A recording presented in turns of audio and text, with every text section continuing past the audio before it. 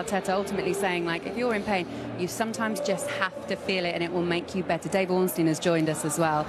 Dave, you've been at the heart of the transfer news for Arsenal for as long as I can remember now, especially. Obviously, this is going to hurt them a lot.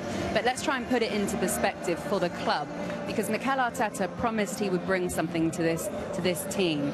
He has reshaped everything. He has brought them their first Premier League in 22 years, and he's brought them to a Champions League final for the first time in 20 years. That is an incredible achievement. And I imagine Arsenal, the hierarchy, couldn't ask for much more. Absolutely. And they backed him in the not-so-good times. They're absolutely behind him now. So I'd expect him to get a pretty handsome new contract this summer, probably before next season starts. And I'd also expect them to back him in the transfer market again. We saw Andrea Berta just by the dugout. He looked devastated. He's their sporting director, and he'll be so determined to go again in the transfer market to really improve the quality in that squad. And their finances are in fantastic shape. So I would say this is a season of success, of progress, nearly even greater history. And they're really in good shape under Mikel Arteta to go on. Tell us, obviously winning the Premier League makes a huge difference, but tell us about those finances and what they've done this season that's been so different.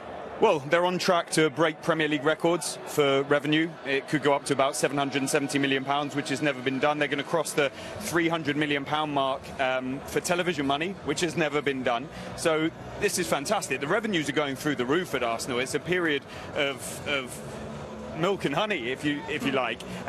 That wasn't always the case. They were a team who was struggling post Emirates Stadium move. They posted profits, but that was because they were selling a lot of their best players. They weren't competing.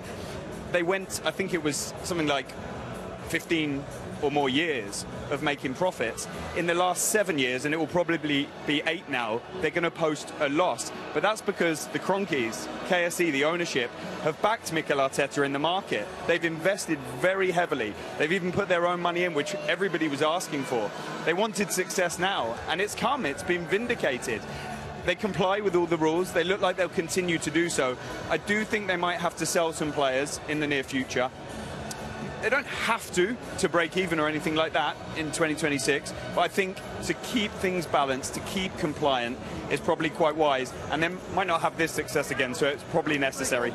It is a strong position. That's right. Going to the Emirates was, the promised land. Huge bills, £22 million a year they were having to cover when they to service that loan. The manager signs a lengthy contract, and now they own the club on their own, the Cronkies, so they can push and they can put the monies in. The revenue is astronomical. Arsenal fans have been coming out of the closet all over the world. Africa, you want to see the clamour for it.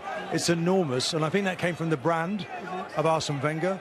In some way they lost winning things, but they're on their way to doing that again. You mentioned Mikel Arteta's contract a minute ago. He's got 1 year left on the current one. Surely after everything is achieved, he can walk into that office and say, here's my number, you pay it to keep me, and sign him to a long contract. Yeah, he's already on very lucrative terms. He earns around £15 million a year gross. And he'll want to rise on that. Pep Guardiola's gone now, so you could see Mikel Arteta perhaps as one of the, or if not the best paid player in the coach in the Premier League.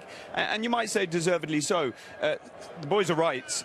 They spent £267 million in the market last summer. They recouped very little, and I could see, because they know the need to improve at that top end. They're behind statistically, and you can see it with your eyes, the likes of PSG and Bayern Munich and so on. The number 9 position is interesting. A penny for the thoughts of Victor Gyökeres tonight, of course.